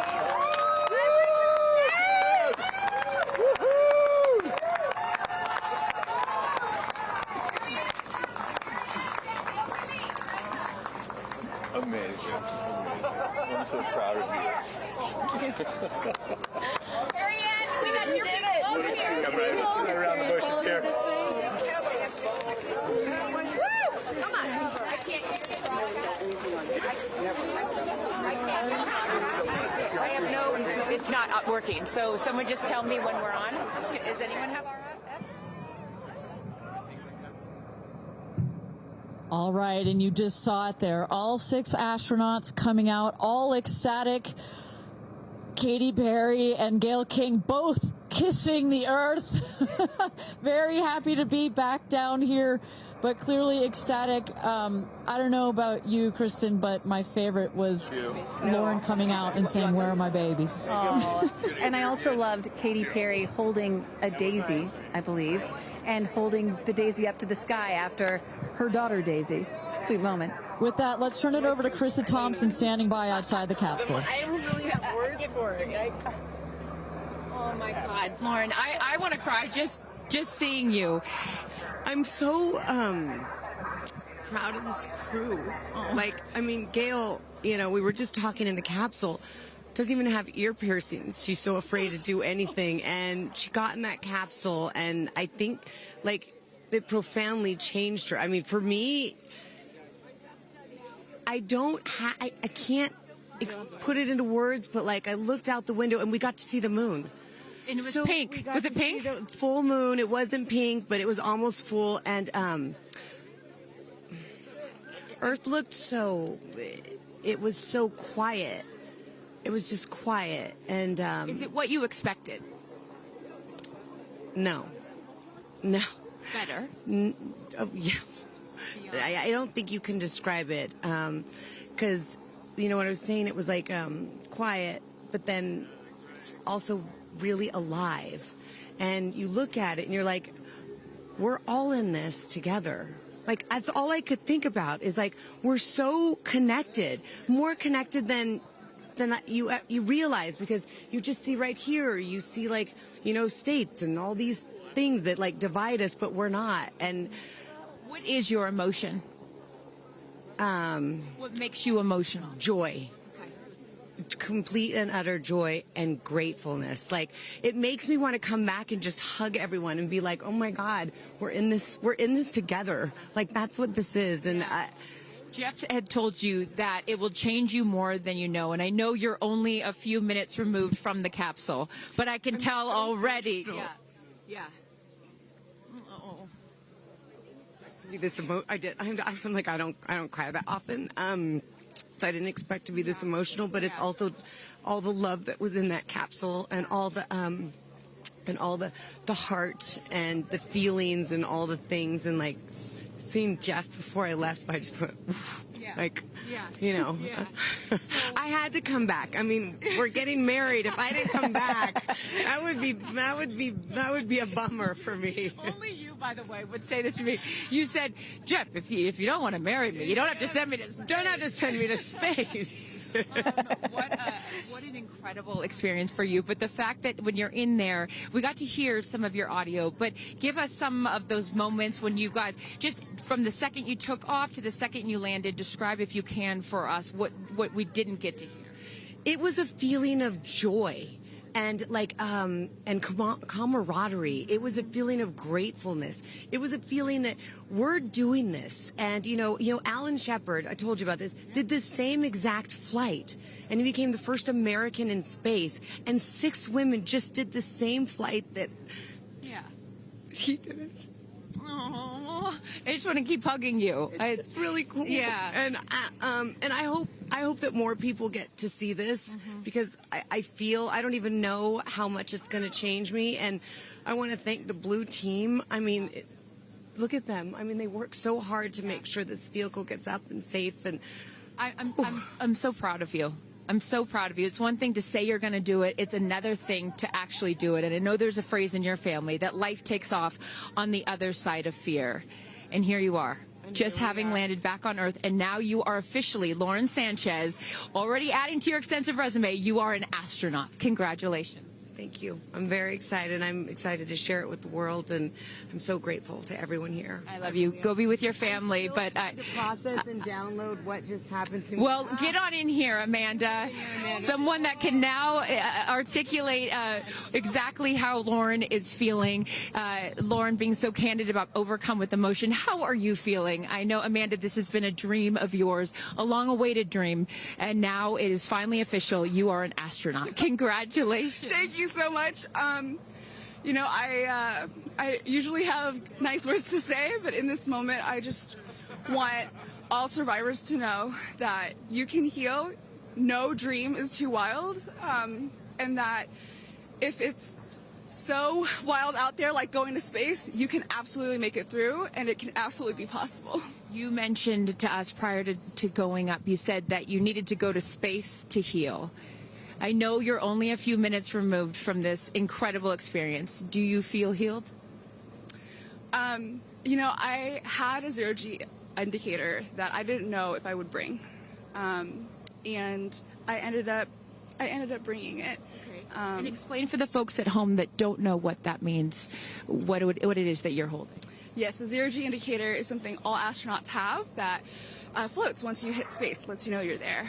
I brought a promise that I wrote to myself. I've talked about that.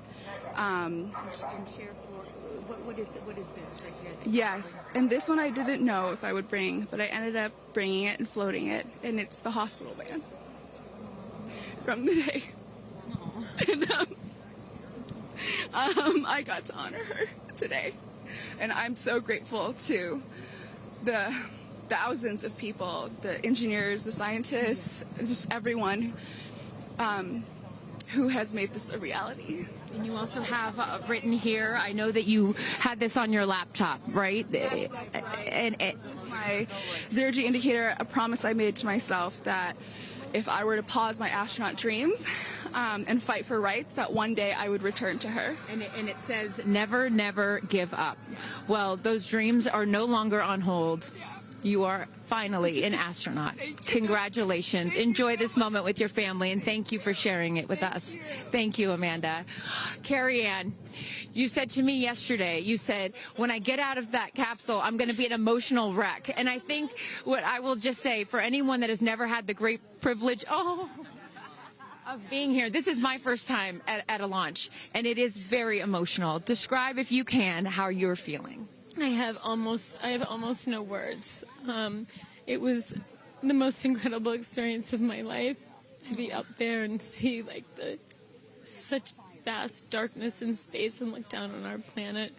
The moon was so beautiful, and that was like, I felt like that was a special gift just for me. I'm so sorry. No, don't apologize. Are you kidding? You just went to space. You just went to space. This is it.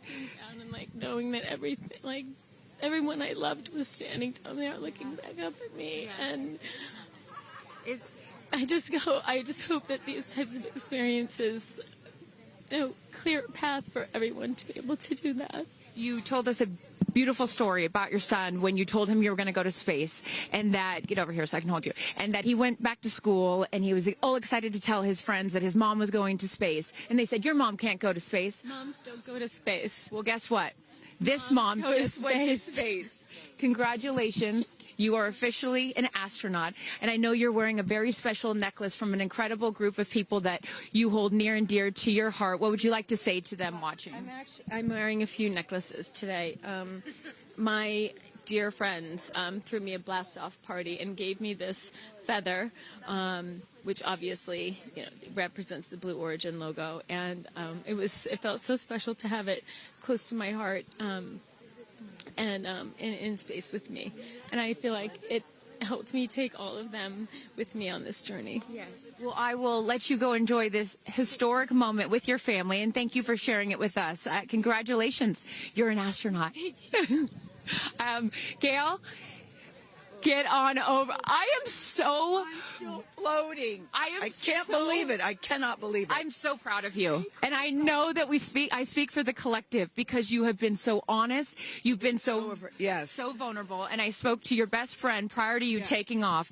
And I asked her why it was so important for you to do this. And she said, she said, so she didn't have to hear you say, I wish I would have done that. That's so true. But now, Gail King, you are officially an astronaut. How do you feel? I still can't accept that word, but I will say, I can't even believe what I saw. When somebody calls this a ride, this was not a ride. What happened to us was not a ride. This was a bona fide friggin' flight.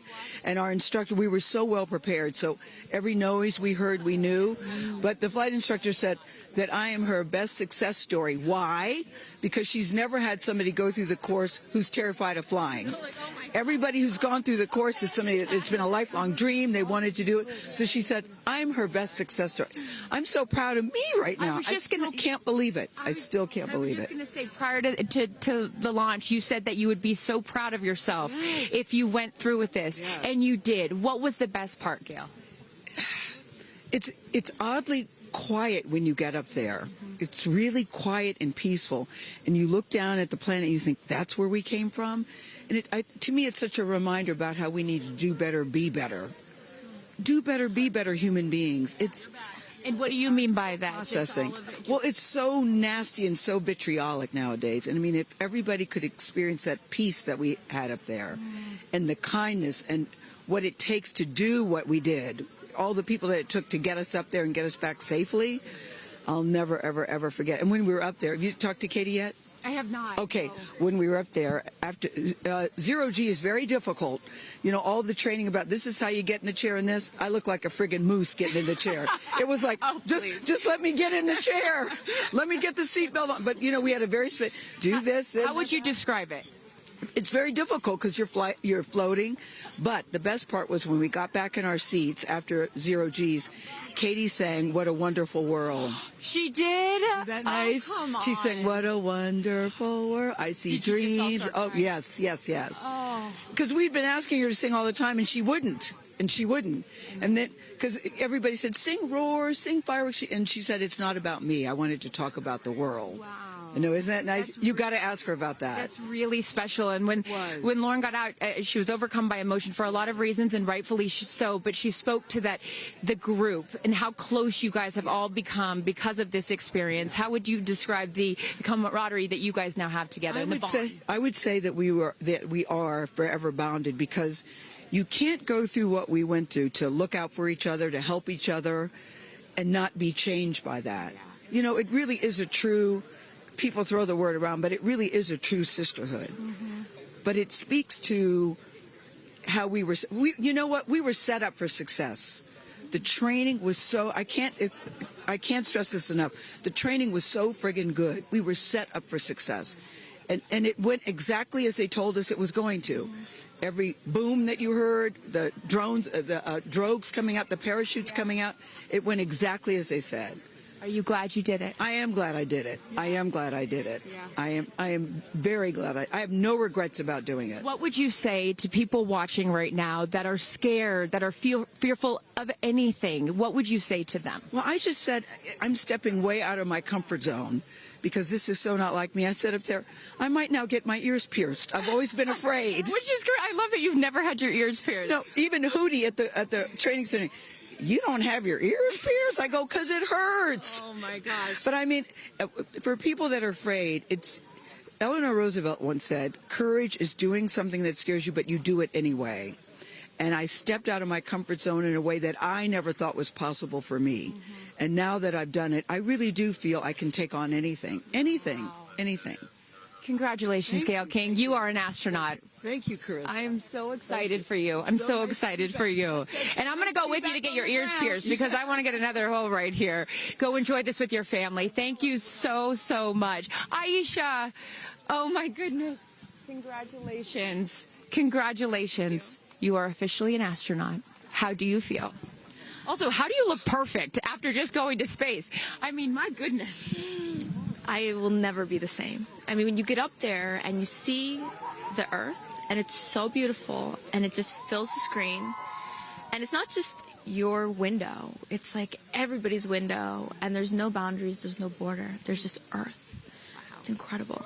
You know, Gail is so honest that this wasn't her dream, but this was a dream of yours. How do you feel now that you just achieved it? Like I picked the right dream. And when we landed, I said, Exuma, I'm good, blue calm, but I'm ready to go back. Wow, really? Yeah. What was the best part for you? The best part for me, actually the whole thing. But we got in and we counted down from 10. And then I started to hear some singing. And when we lifted off, everybody, you could just feel the energy in the capsule.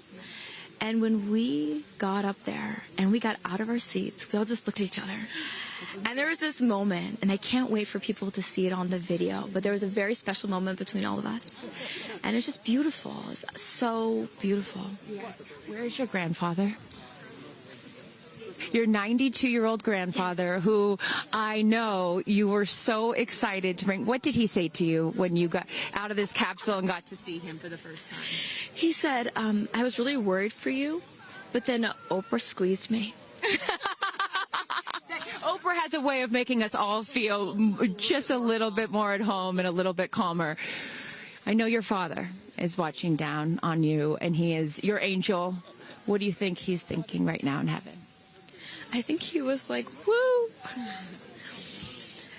To have the opportunity to have flown his star in my flight bag and to have a perspective that very few people get to have of Earth, I just feel a renewed connection to everything in life and where we are, and I can't wait to go back out there and pour what I've learned into the world. You have given so much to so many, and I know there are a lot of people watching right now, some young boys and some young girls that are inspired constantly by you. What would you like to say to them? Dream it, plan it, and go and do it. I never really thought I could go to space, although I really wanted to go. And today just confirmed that dreams are real, and sometimes reality is wrong. Your dreams just came true. Congratulations. Go enjoy this with your family. Thank you for sharing your experience with us. Katie. No, you're not the crier of the group. Feeler of the group. No, you are not. I'm crier. I'm going to tell you something right now. You are officially an astronaut. Thank you so much. How do you feel? I feel super connected to love. So connected to love. I think this experience has shown me you never know how much love is inside of you, like how much love you have to give, and how loved you are until the day you launch. We had these incredible shots of Daisy watching you as the rocket, it'll make me cry, as the rocket's going up, and she was so proud. Just kept saying, Mommy, Mommy. And I know you'll feel the same way when you watch it. And you brought a real-life Daisy up. That's it was right. important for you, not only because it's your daughter's name, but why else was that important to bring it? Daisies are common flowers, but they grow through any condition. They grow through cement. They go through cracks. They go through walls. They are resilient. They are powerful. They are strong. They are everywhere. Flowers are, to me, God's smile, but it's also a reminder of our beautiful earth and the flowers here and God's smile and the beautiful magic that is everywhere, all around us, and even in a simple daisy. So to really appreciate it and remember it and take care of it and protect it. Gail shared with us the song that you sang when you got up there. What a wonderful world. Why was that important to sing that particular song?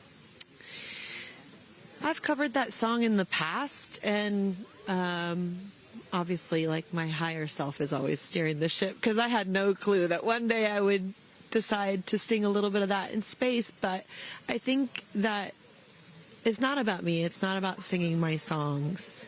It's about a collective energy in there. It's about us. It's about making space for future women and taking up space and belonging. And it's about this wonderful world that we see right out there and appreciating it. This is all for the benefit of Earth. You have done so many incredible things in your life, selling millions of records, selling out stadiums. Where does this experience rate for you? This experience is second to being a mom. Yeah, that's it. And that's why it was hard for me to go, because that's all my love right there. And I have to surrender and trust that the universe is going to take care of me and protect me, and also my family and my daughter. Because, like, I am full up from being able to get that gift of being a mom. And to go to space is incredible, and I wanted to model courage and worthiness. Mm-hmm. And fearlessness. You did. You said you wanted to go to space for the fearless women in your life as well, your sister and your mom. Yeah. What was their reaction when you got to see them after you got off the capsule? I have only seen my mom, and I was like, "Are you okay, Mom?" She just knew. She knew. She was totally okay, and I'm sure she was speaking in tongues underneath her breath, as she does all the time. She would do that for anything else, but definitely today. But she was so super confident. My mom, she has this thing where she can see. I mean, even down to the name of, like, the capsule. Being tortoise. I know you spoke to all of your fans about that the capsule's named tortoise, the feather on the side, that, you know, the symbol of Blue Origin, all of those gave you confidence that this was the right thing for you to do, correct? Yeah, because I just asked for a sign from the heavens, from my angels, and they're like, well, here's the feather, which is what your mother calls you, and if that's not enough, the capsule's named Tortoise, which is your second nickname that your mother calls you. And I'm like, okay, I'm going. Yeah. I got the message, and I'm going to get the message. Before I let you get back to your family, I just have to ask you, describe for us, because you're so brilliant at putting, you know, words together and describing moments that we can all appreciate later. How would you describe the moment when you took off and then the moment you landed? The moment, I mean, it is the highest high, and it is surrender to the unknown, trust, and this whole journey is not just about going to space. It's the training, it's the team, it's the whole thing. I couldn't recommend this experience more. This is like up there with all the, you know, different tools that I've learned in my life, from meditation to the Hoffman process. This is up there because what you're doing is you're like really finding the love for yourself, because you got to trust in yourself on this journey, and then you're feeling the love when you come down, for sure, and you're feeling that strength. So I feel really connected to that strong divine feminine right now. By the way, you're such a badass. I love that the month of April, you're like, I'm going to space and I'm launching my tour. I mean, it's really incredible. Now I know I'm asking this question for your fans. Will you write a song about this experience? Oh, for sure, 100%. And not only that, I got to reveal my set list for the tour on a butterfly. How apropos! Incredible. Just flying in space. I don't know if anyone's ever. I don't know if anyone's ever done that before. So I'll just. Well, there's a lot of things that you have done first. You are now officially an astronaut, and let me just tell you, on behalf of everyone here at Blue Origin, our webcast, and everyone, all of these individuals that put this incredible thing on, congratulations. Thank you so much. Thank you for sharing your experience. Is that 10 out of 10. That's my review. 10 out of 10. You definitely go for it. 10 out of 10. Thank you, Katy. Congratulations. All right, you guys, so many fun moments that we'll continue to see as we get the footage. But I'm going to send it back to you and let these incredible astronauts enjoy their time with their friends and family. Thank you so much, Carissa. Wow. Kristen, I mean, 6 inspirational women in their own right, eloquent. I could not be that eloquent coming down from space. You know, you heard Katy Perry saying 10 out of 10, but number 2 experience only to being a mother. What were some of your takeaways from what we just heard? You know, Gail King used the word sisterhood. I'm feeling the sisterhood today. First all-female crew to space since 1963, and that was a solo mission, Valentina Tereshkova. And I'm with an all-female broadcast team here at Launch Site 1 in Blue Origin. Ariane, it has been a complete honor to work alongside you. It has been such an honor to watch all of the things that these women and their loved ones have said about what this experience means to them, because I am a firm believer that if you don't understand why people come out here to watch a space flight, it's just because you haven't seen a launch yet and you haven't been a part of this experience. And I truly believe what we witnessed here today is something that will continue to open up spaceflight and this experience for all of humanity and our little ones at home. 100%. You know, I said it earlier, you can't be it if you can't see it. And to see these 6 women go up and the roles that they have played before, but I can't wait to see the roles that they play afterwards in their way of telling this story for the world to hear, to experience, to see.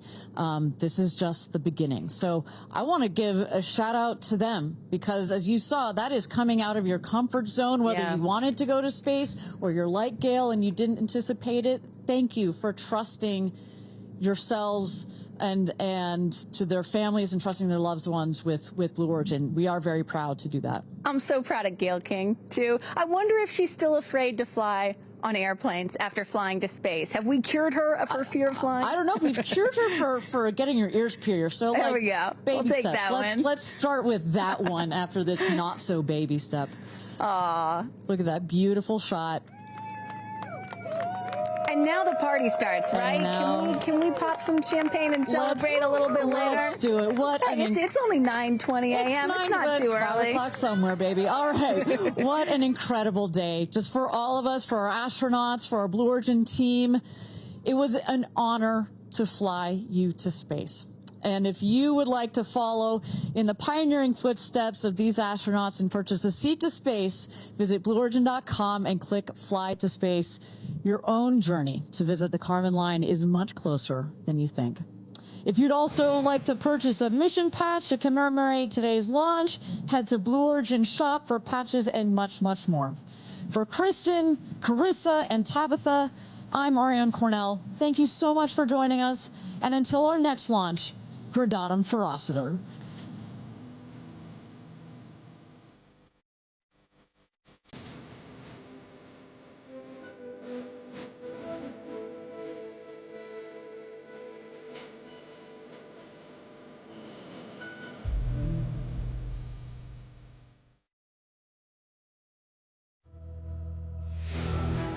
Have you ever dreamed of going to space? A once-in-a-lifetime journey is closer than you think. To book your flight, visit blueorigin.com and click Fly to Space. Tell us as much as you can about yourself. Once we receive your inquiry, our team will reach out to guide you through your journey. It's your time to join the new generation of astronauts.